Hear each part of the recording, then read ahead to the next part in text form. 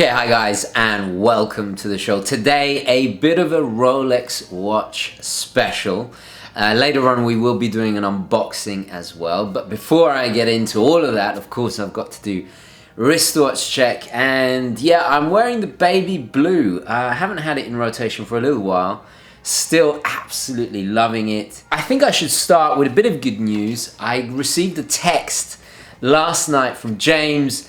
Shout out to my good friend James, of course, from Leslie and Heinemann Auctioneers. If you guys remember, we did the video where we went to the city and we looked at that stunning Paul Newman Daytona. Well, the auction actually was held, I think it was held a few days ago, and it sold for a staggering $130,000.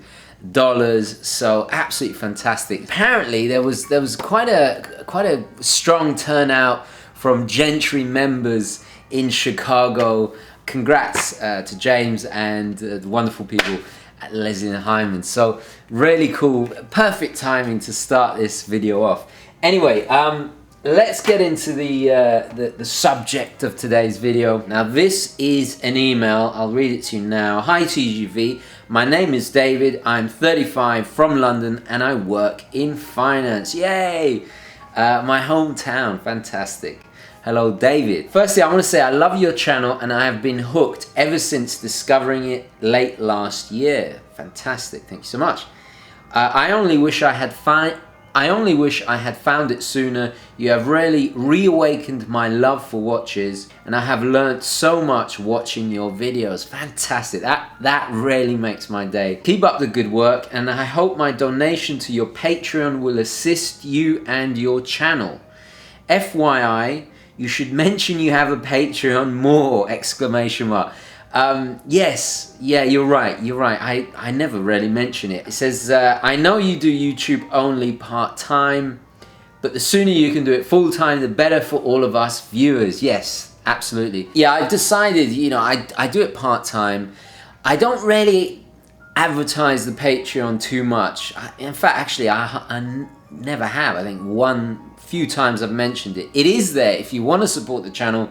I really do appreciate it. Thank you very much, David, for your generous donation. It really does help. I don't know what it is. I find it a little bit difficult asking, you know, donate now. You know, I just find it a little bit distasteful. You know, guys, if you want to donate, if you want to help, that's absolutely fine. It's there if you want to help, and I really do appreciate it. If you don't, then you don't have to. I'm not gonna force it on you.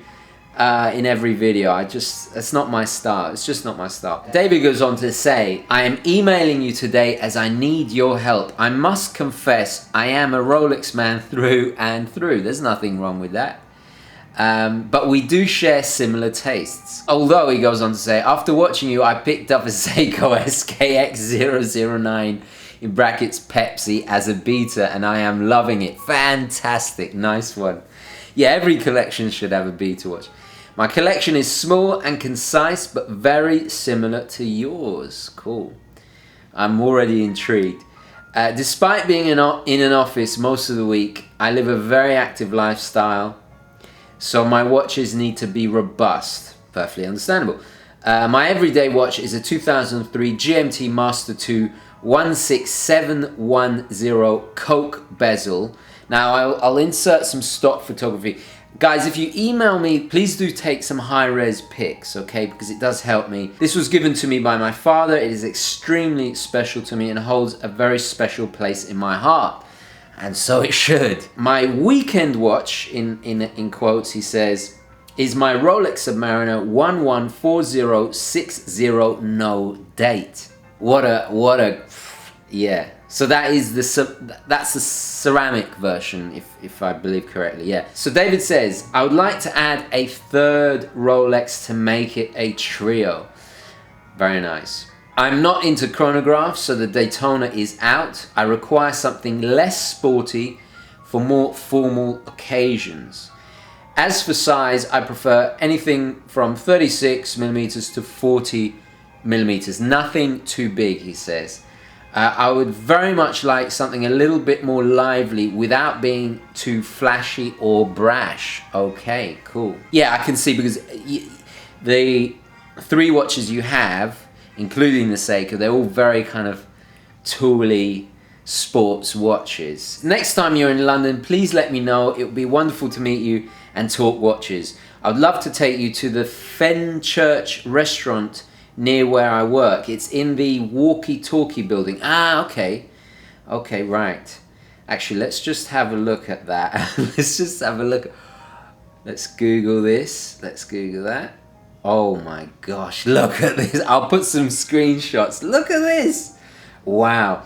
He says, amazing food and the views of the city are stunning. Dinner on me. Fantastic. I'm definitely going to hold you to that.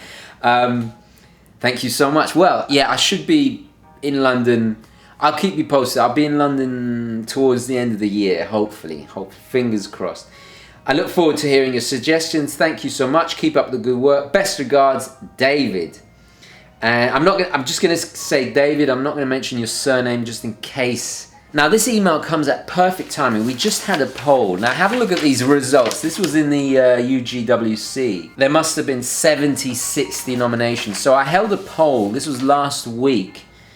I asked for the group's favorite Rolexes. Not what they think the best is, what their favorite is. So we must make that distinction, because you know, it's what people love the most rather than what they think is technically the best. So there's a big difference there. Anyway, now I'm not going to read all 60, 70 nominations, but the top 10, and there was a bit of a kerfuffle because some of the watches got nominated twice, so I had to kind of fix the results, add categories together to get the accurate top 10. So I'll just run through the top 10. So number 10 was the Explorer 2 16570, and that is of course the GMT. You've already got a GMT, it's too sporty for you, that's not going to work for you, although I should mention it, it's in the top 10. At number 9 was the GMT Master II, the BLNR, that's the, you know, the Batman. Now again, you already have the Coke, the GMT Master, so that's out of the question for you. At number 8 was the Daytona 6239. That just sold, you know, well, that's definitely out of the question. Well, unless you got $130,000 to spend. So at number 7 is the President Day Date 118238, the classic, you know, yellow gold. We'll come back to that. It would fit the bill. It is a complication you don't have. The day function, of course. We'll come back to that. So that was number 7. Number 6, the Milgauss 11640GV. That would really complement your 2 you have already. Although it's 2 tool watch, you want something a little bit more formal. Although it is very, I mean, it is quite dressy in its own way, but yeah, it's too much of a tool watch for you. Number 5, the Datejust 1601. Yes. Now, actually, in my notes, I suggested this. We'll also come back to that because that's a fantastic vintage option, because you don't have any vintage watches. Number 4, the Explorer. This is the 39mm, the 114270. Yes, I think that could definitely work. Again, it is a sports watch, a tool watch. Although, you know, look at, his name escapes me, Mad Men, you know, Don Draper, sorry, wearing it with his suit. Or you could do the Ian Fleming as well. I think it looks incredibly dressy. I mean, yeah, it wasn't intended as a dress watch, but come on, you know, it's so understated and it's not that tall either. You could wear it as a dress watch. So yeah, that's another one to consider. In fact, I'm very much considering, well, you guys know I'm after an Explorer. At some point I will have my own ultimate Rolex trilogy. So that was number 4. Number 3, the no date sub, which you already have, so that's out of the question. Number 2, the GMT Master II, the Pepsi, which is the one I have. That's out of the question because you have the Coke. Number 1, the Ceramics Submariner Date. Now what's interesting, the Submariner Ceramic only got to number 1, I think by 10 vote difference. So it's crazy that the Pepsi has so much appeal. But what's interesting is the Submariner and the GMTs really are high up. The top 3, there's a big difference between the top 3 and then the rest. You know, so it's suddenly a jump up in the numbers. That is the top 10 favorite Rolexes. I mean, there was so many, everything from the Double Red Sea Dweller, the Cellini, Yacht Masters. Somebody put in Seiko SKX as a joke. Very droll, very droll. Submariner Kermit, the Datejust Turnograph was in there. So let's move on to my suggestions for your third Rolex, for your ultimate Rolex. It's not a trilogy because Trinity, there we go. That's the correct use of the word. Anyway, like I said, I think you should go vintage. And it's funny, I also noted down the 1601. You could get a two-tone, this is Datejust of course, sorry, I should have made that clear. A little touch of gold. No diamonds, nothing too flamboyant or ostentatious. Or, you said you didn't want flashy. I think a two-tone is, you know, I wasn't big into two-tone, but with that linen dial, true to date I have, I gotta say, it's really converted me. I think two-tone's kind of coming back. It's not really cheap. It doesn't have that 80s Gordon Gekko cheesiness it had. Actually, he didn't wear it, but you know what I mean, Wall Street. I think a touch of gold it's just enough gold, especially if you wear it on a strap, you know, a beautiful alligator or a crocodile strap. I think it looks the business. Beautiful pie pan dial. They're not that expensive. You know, it's a solid vintage. Also, it's different to what you have, but at the same time, it's, you know, with the oyster case, it's still got a little bit of that sports watch DNA in it, because you have an active lifestyle. I think it would be perfect for you. Another suggestion, and this is maybe a little bit obvious, but the American Psycho, the 16013. I have a look back at my review of one. I reviewed my friend Mark's with the famous tapestry dial. I think if you go the American Psycho route, you should definitely get it on the Jubilee. Although, you know, I don't know if that's too much for you, but it's maybe a little bit obvious because you work in finance. But I think, I don't know, have a look what your colleagues are wearing. If it's too obvious, maybe not. But I had to put it in there. Fantastic vintage option. At the end of the day, it's not terribly expensive. Now we have something, you know, a bit more expensive, a little bit more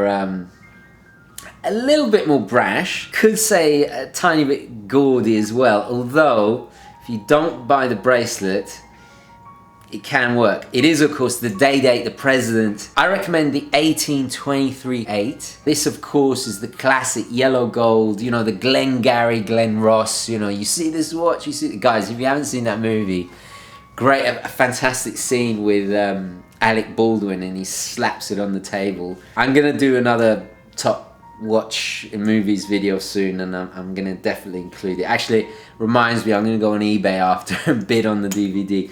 Haven't seen that film in donkeys, so yeah. And actually that highlights the point. It is maybe a little bit loud. It also has that Tony Soprano connotations. Although you could do the Jackie Stewart, Sir Jackie Stewart, I do apologise, and wear it on a strap, which keeps the gold, the amount of gold, down a bit, and also makes it quite, dare I say it, refined. If you go that route, get the champagne dial with Romans. Avoid the diamonds, obviously. The only problem is with that, you kind of, in your environment, you know, you're gonna break rule number 1 of 48 laws of power.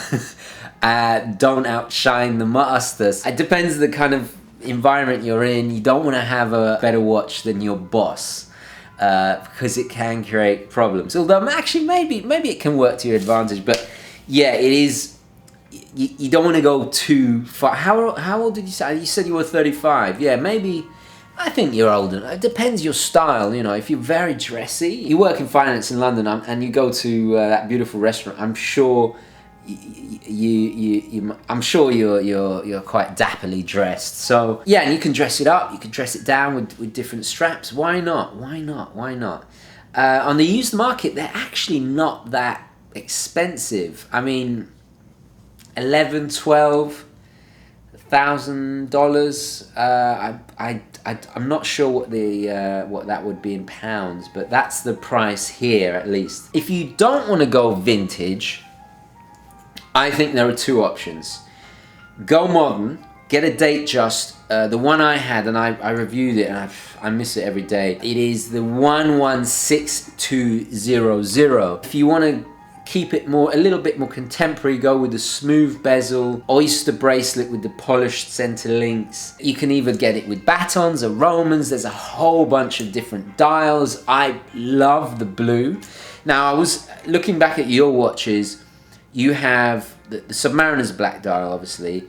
The Pepsi's a black dial. It's not Pepsi, sorry. The Coke is a black dial as well. So maybe a bit of pizzazz. Dare I say a salmon pink dial, maybe? Definitely blue. Consider blue. You could go silver.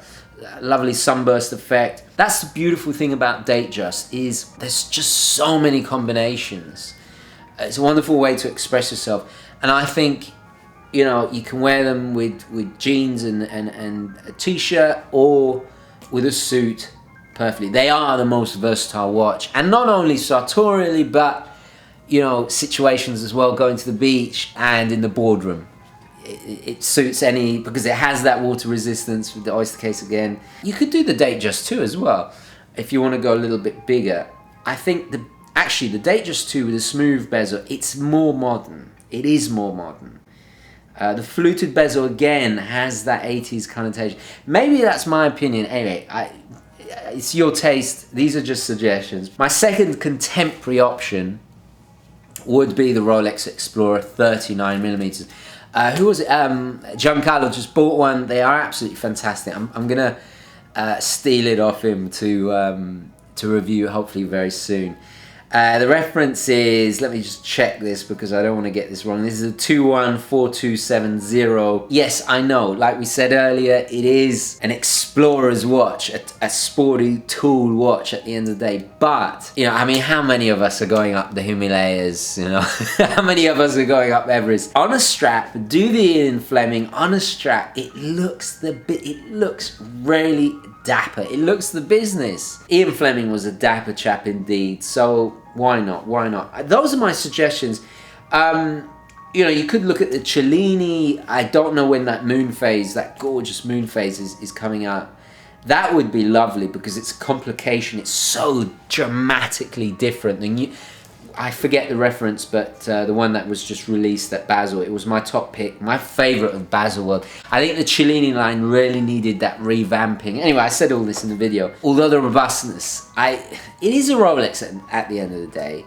And if you are going to be wearing it for formal, you've got the Submariner, you've got the GMT, you could sacrifice a little bit of that robustness to get the Cellini. I'm dying to have a look at to get one of those in. I would love to review that. Okay, so 6 suggestions: 3 vintage, 3 contemporary. Guys, do share your recommendations down below. If you owned the Coke GMT and the No Date Sub, which would you pick as a third to complement that? For me, I've got to say, because I'm almost, it's funny, our collections are very similar. I mean, I would never go all Rolex. I love my Seikos and I love my Navi Timer and, you know, my Omegas as well too much, and my Tudor and this and that and my Casio, and I just love watches far too much. I could never, and also I run a channel. If it would be very, very boring if it was just Rolex, Rolex, Rolex every day. I mean, yeah, I'd enjoy wearing them, of course, but I would be yearning for a chronograph at some point. And as you guys know, I love the older Rolex chronographs more than the modern Daytonas. So yeah, that's a very, very expensive road to take. If it was me, yeah, Rolex Explorer. I think for me, the ultimate, the holy trinity of Rolexes for me is the Explorer, the GMT, and the Submariner. And I have two already. It's just a matter of time until I get an Explorer. In fact, actually, I should start. I'm going to do a video hunting for Explorers and maybe take you guys along the journey. Anyway, David, thank you very, very much for your generous donation. Please do update me and let me know what you decide. Sorry, I'm just going to have my got a dry throat. Sorry, excuse me. Much better. Let's end the video with an unboxing, something completely different. So let's change perspectives and have a closer look. Now, I have removed the outer box, so there's no need for old Leaky here. Oh, Leaky's got a bit... that's the thing when you use these beautiful knives for unpackaging. You get that nasty plastic stuff on it. Oh well, anyway, so this is a kind of semi-unboxing, if you will. Now, I actually used to own a version of this watch. Actually, let's unbox it and then I'll get into the specifics. So not technically a rebuy. This is a slightly different variation on a watch I actually owned before. Actually, before I had a channel. So let's do a drum roll.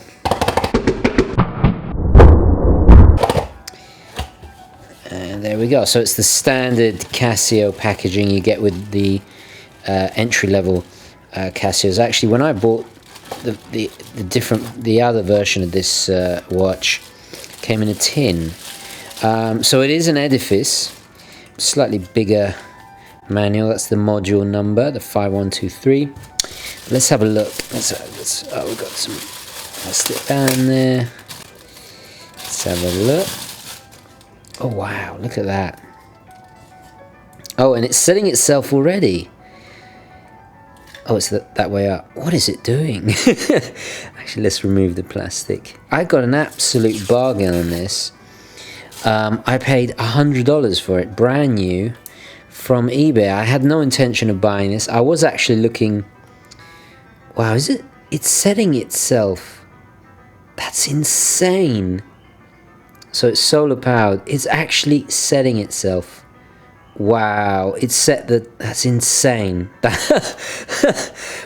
Incredible. So this is why I wanted to buy an Edifice to review, because just the sheer amount of technology in these things. Look at that dial, there's so many layers. Now the version I owned, I'll add an image so you can see, was the EQS 500C-1A1ER. Now it was entirely black PVD with black rubber strap. It was gorgeous. I used to wear it on a NATO strap, of course, as I always do. These are quartz watches, but why they are so cool is that the sheer amount of complications, technology, the movement in this. Obviously, it's an analog, but it's a very quite advanced quartz movement. It even resets all the hands, I think in hourly intervals, to maintain its accuracy. It's just phenomenal. I mean, I'll get into it in the full review, but just look at that dial. All those different layers, and incredible. So this has world time, has chronograph, it's solar powered, it's 100-meter water resistant. It's got a ton of features. Now the one I owned before, oh wow, even a double button deployment. No, the one I owned before on rubber strap, which is actually pretty good. But just look at the colors. It looks very futuristic. Yeah, the bracelet is nothing to write home about. I'm not going to wear it on the bracelet. So on the back, here we go. On the back we see start, stop, adjust, mode. So this is the mode here. So we okay. So we cycle through the modes. Wow, I'm gonna have to really study, and I've forgotten how to use this watch, because the one I had, same module. Is a identical watch, only PVD. I wish I could have got that one. I was looking for that one, but it was $250, and this was $100, which is just phenomenal, really is phenomenal. Anyway, I'm looking forward to reviewing that. First impressions, well, I'm always impressed with Casio. I mean, they're incredible value for money. Let's just pop it on the wrist very quick. The size, yeah, it's a nice size, really nice size. Very cool indeed. And I think it's got Lumi Brights. Yeah, it is. Anyway, I'll do a full review soon. Let's take it back to the studio. I'm going to leave it there. Please don't forget to add your thoughts, queries, questions, opinions, all the rest of it in the comments below. Thank you very, very much for watching. Please don't forget to like this video if you enjoyed it and found it useful. And as always, guys, I will catch you in the next one. Okay, ciao.